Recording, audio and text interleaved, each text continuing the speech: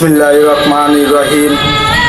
আসসালামু আলাইকুম দর্শক ভাই বোনেরা, আশা করি আপনারা সকলেই ভালো আছেন। আলহামদুলিল্লাহ, আল্লাহর অশেষ রহমতে আমিও ভালো আছি।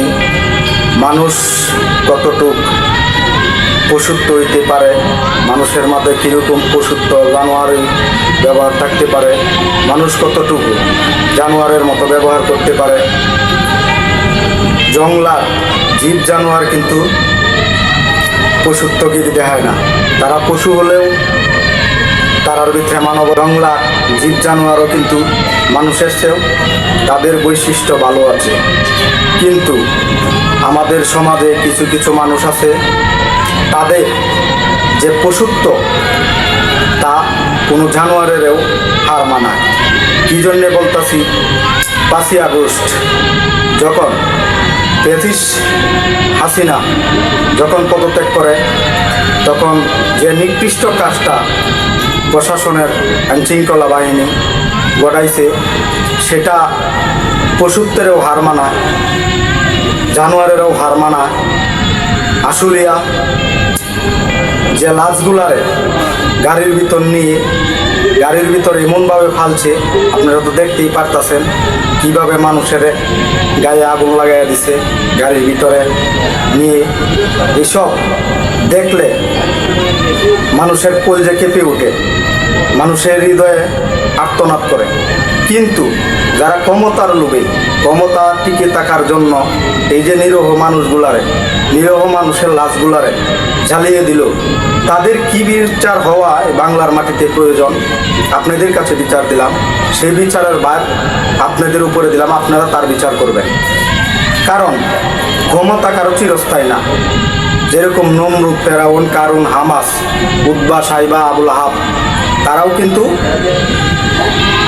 কিন্তু দেও ছিল, তারাও কাফের ছিল।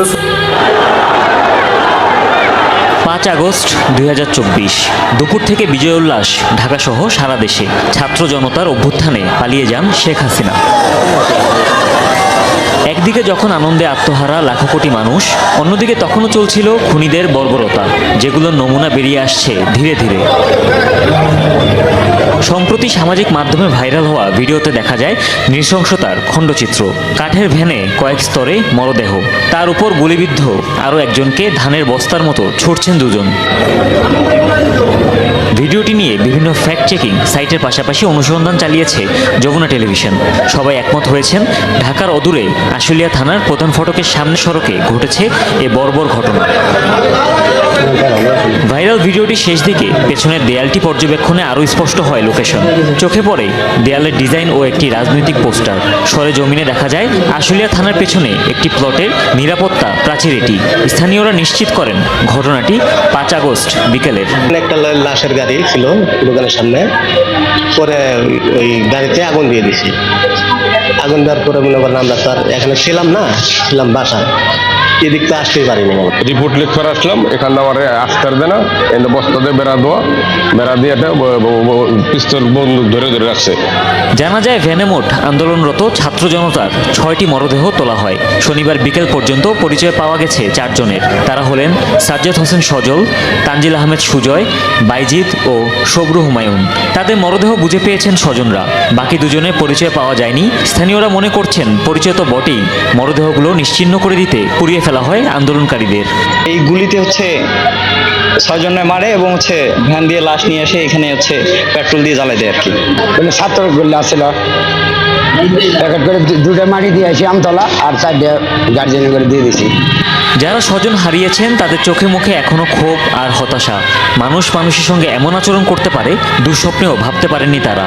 বাসায় যায় নাই, ও বলছে যে আমি বিজয় মিছিলে ওইখানে যান, তো ওই মিছিলিতে গেছিল। তারপরে থেকে ওর ফোন অফ করে, ওই দিনকে সারাদিন ফোন দিছি, ওর ফোন বন্ধ, ফোনে পাওয়া যায় না।